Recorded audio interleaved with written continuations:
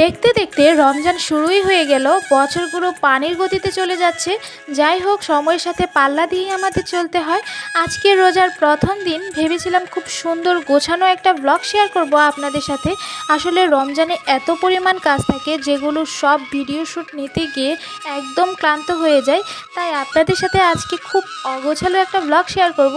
আসসালামু আলাইকুম, কেমন আছেন সবাই? আমি তো আলহামদুলিল্লাহ অনেক ভালো আছি। কে কোথায় থেকে আমার ব্লগ ভিডিও দেখছেন অবশ্যই একটা করে কমেন্ট করে যাবেন।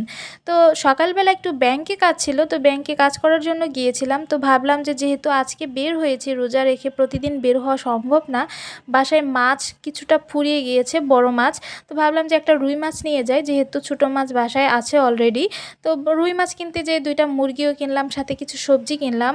আর বাজারের সবজির এত পরিমাণ দাম, আমি তো দেখে পুরাই মাথা নষ্ট। তো যাই হোক, কিছু সবজি নিয়ে এসেছি।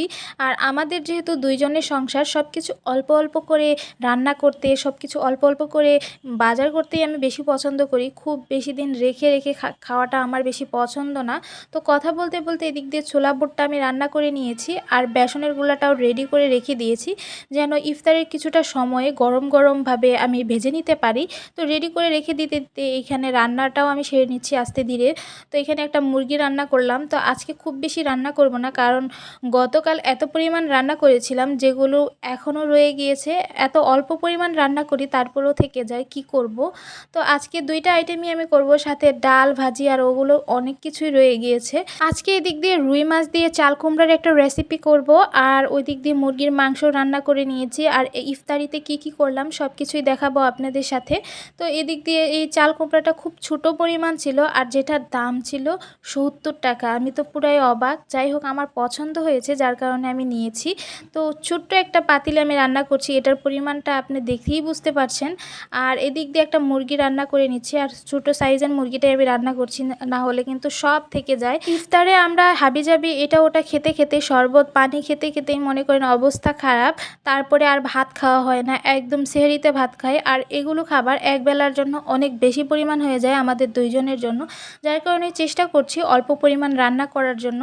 আর এখানে এই চাল কুমড়া দিয়ে এই মাছের তরকারিটা অনেক বেশি মজা হয়েছিল। তো এই দিক দিয়ে আমি রান্নাটা সেরে নিচ্ছি। রান্নাটা সেরে নেওয়ার পর আমি আমার যে ইফতারের আইটেমগুলো সেগুলো আস্তে ধীরে করতে থাকবো। আর আমি সারা দিন ধরেই আস্তে আস্তে করে করি, তাহলে আমার কাছে মনে হয় যে কাজের প্যারাটা কম লাগে। তো এদিক দিয়ে আমি মিষ্টি ভিজিয়ে নিচ্ছি, আর এই মিষ্টি দিয়ে আমি শরবতটা বানাবো।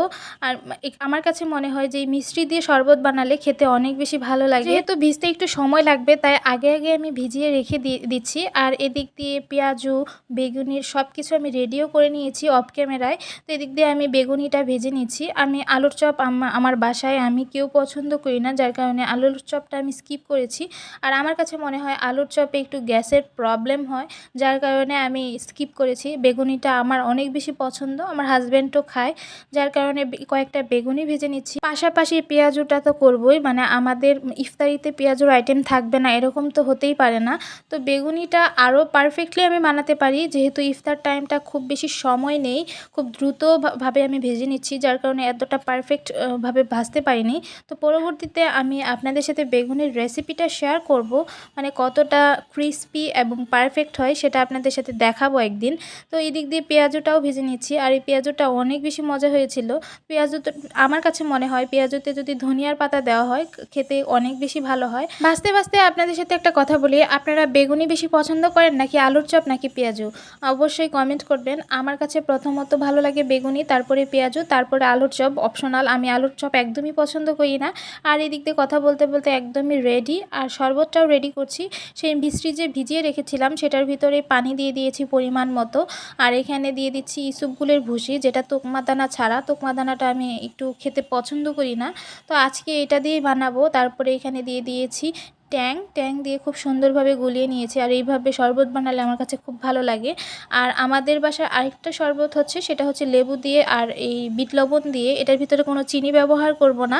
তো সব কিছু অনেক দ্রুত করে নিচ্ছি, কারণ সময়টা খুবই অল্প আছে। আর এদিক দিয়ে সালাদও কেটে নিয়েছে অফলাইনে। আর এখানে আমাদের কেয়ারটেকার মামার জন্য আমি আর কি ইফতারি রেডি করছি। রেডি করতে করতে আবার ভিডিওটাও স্কিপ হয়ে গিয়েছিল, খুব দ্রুত গতিতে কাজ করেছি। তো একদমই মানে মনে ছিল না যে ভিডিও চলছে কি চলছে না। তো এই দিক দিয়ে আমার হাজব্যান্ডের ইফতারিটাও আমি রেডি করছি।